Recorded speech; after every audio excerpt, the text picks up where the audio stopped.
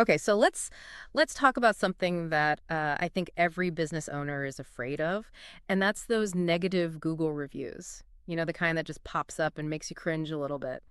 Today, we're going to be diving deep into how to not just navigate Google reviews, but how to potentially get those negative ones removed and get it might be easier than you think. Yeah, that's right. Google actually has tools and guidelines for managing reviews. And Hmm. what's interesting is a lot of people just don't realize that they have more control over this than they think. It's like a secret weapon, but it's right there in front of us. To help us, we have two awesome YouTube videos from Ranking Academy and White Spark. These guys are total gurus when it comes to SEO and digital marketing. Are you ready to transform those review frowns upside down? Absolutely. The foundation of all of this is understanding Google's review guidelines. It's like a rule book for what's acceptable and what's not. Okay, so Google's got this rule book. What kind of stuff is in there that's going to get flagged? Well, obviously blatant violations like harassment or hate speech, anything using profanity. Google. Got it. So it's like a referee on the digital playing field, right? There are rules, and Google's there to enforce them. Exactly. And it goes beyond the obvious stuff. Reviews from people you've never done business with or disgruntled ex-employees, those are often removable too.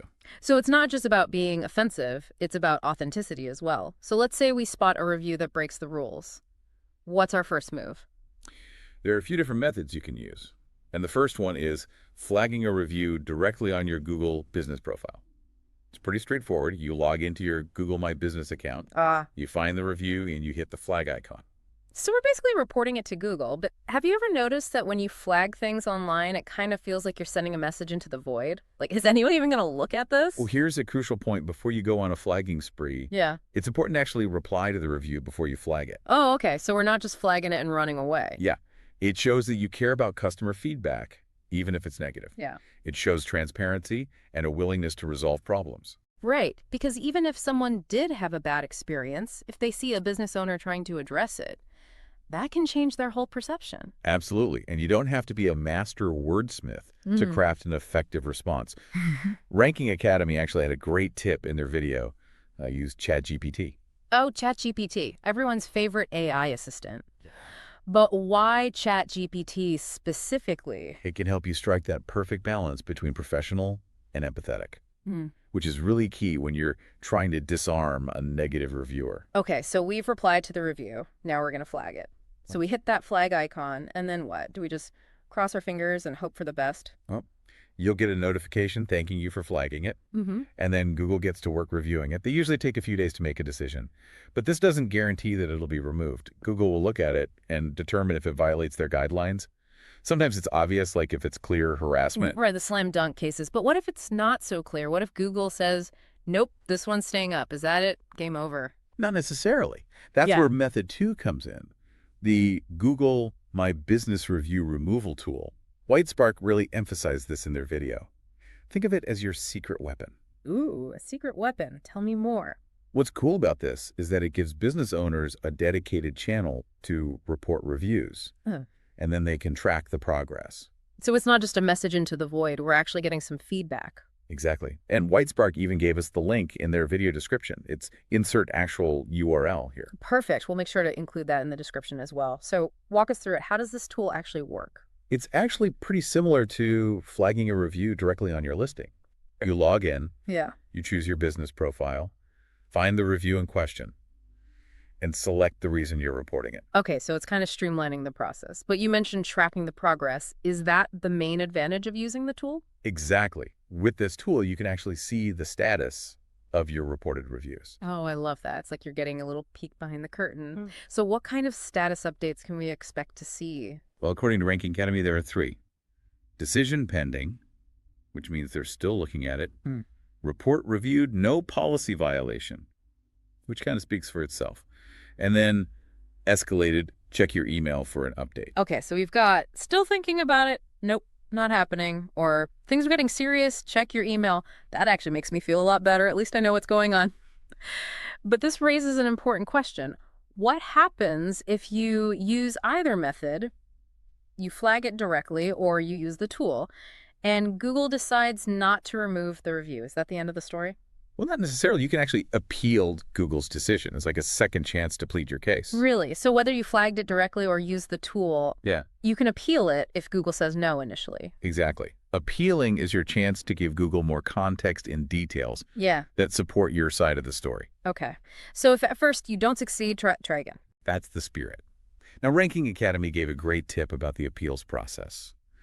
Make sure you have your case ID number when you go to submit your appeal. It'll help Google track everything and make sure that it's properly reviewed. Okay, so case ID number is key. Anything else we should keep in mind when we appeal? This is where being clear and concise is really crucial. The more information you can give Google, the better. Right. So don't just say, hey, this review is bogus. We need to lay out the evidence, connect it back to Google's guidelines, Yeah. and make a strong case. Exactly. Okay, so we've flagged it, we've used the tool, we've appealed it. What if, after all of that, that stubborn little negative review is just refusing to budge? Are we out of options? Well, there's one more avenue you can explore, and it involves reaching out to the Google Business Profile community for support. Ranking Academy calls this the last resort. So we're bringing in the cavalry. In a way, Yeah. you're basically posting on the Google Community Support Forum, and you're going to explain your situation and ask for help. So we're taking it to the court of public opinion, hoping that we can get some support. And maybe even get some attention from Google. Exactly. And Ranking Academy was nice enough to give us the link in their video description. It's insert actual link here. Perfect. We'll be sure to include that for everyone as well. Any tips for navigating the forum? Yeah. You want to be patient and respectful when you're interacting with the forum moderators. Remember, they're volunteers. They're just trying to help. Right. They're not Google employees, so we need to be clear and kind and maybe even a little bit persuasive when we're asking for help. Exactly. Now, even after trying all of these methods, there is a chance that a negative review might stick around. So even with our fancy footwork and digital detective skills, Yeah, sometimes that review is just not going to go away. that's right. But before you despair, let's talk about what you can do to minimize the impact.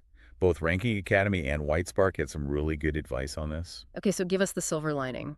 What can we do when the negative review just won't quit? Well, sometimes a few negative reviews can actually add authenticity to your business profile. No one is perfect, and I think potential customers realize that.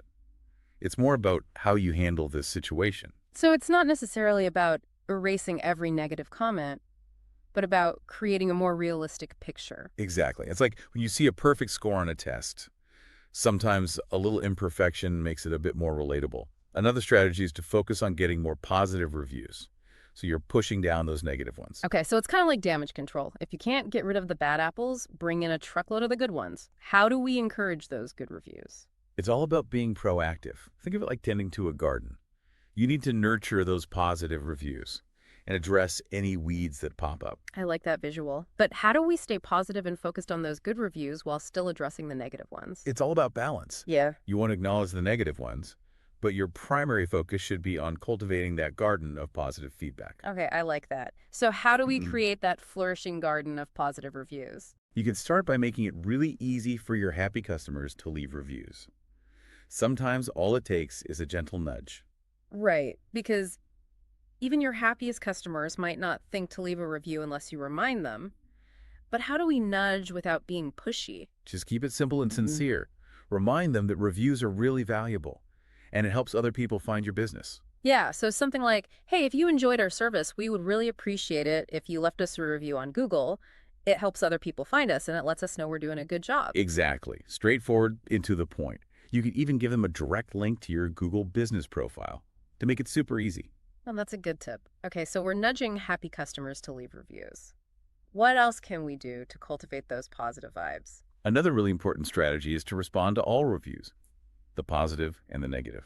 Now, we talked about responding to the negative reviews earlier, but why is it so important to respond to the positive ones too? I mean, they're already happy, right? It's all about building relationships and showing your customers that you appreciate them. Responding to a positive review shows that you're paying attention and that you value their feedback. It reinforces their positive experience, and it encourages other people to leave reviews as well. It's like when you get a new haircut and someone notices. It just makes you feel good. Exactly. And don't be afraid to get a little personal in your responses. Oh, I like where this is going. Give us the inside scoop. So instead of just saying thank you for your review, Yeah. you could try saying something like, We're so glad you enjoyed your experience at Business Name. Mm. We put a lot of love into mention something specific they praised, Yeah. and it means the world to us that you noticed. Oh, that's so much better. Yeah, It shows that you're not just hitting the reply button and moving on. You actually read their review and you took the time to write a nice response. exactly. Okay, so we're nudging happy customers to leave reviews. We're responding to all reviews and we're getting personal. Any other pro tips to boost those positive reviews? Absolutely. Think about offering incentives. Oh, okay. So like rewards programs, discounts, that kind of thing. Yep. Now, you always want to stay within Google's guidelines, so don't do anything that could be seen as buying reviews, but you could do something like a small discount code for reviewers, or you could feature a reviewer of the month on your social media. I love that. It's like a win-win situation. Customers feel appreciated and they get a little something extra, and you get more of those valuable reviews. Sometimes it feels like no matter how hard you try, those positive reviews just kind of trickle in, while those negative ones stick out like a sore thumb. I hear you. It can definitely feel that way. And that's why it's so important to remember that building a positive online reputation takes time.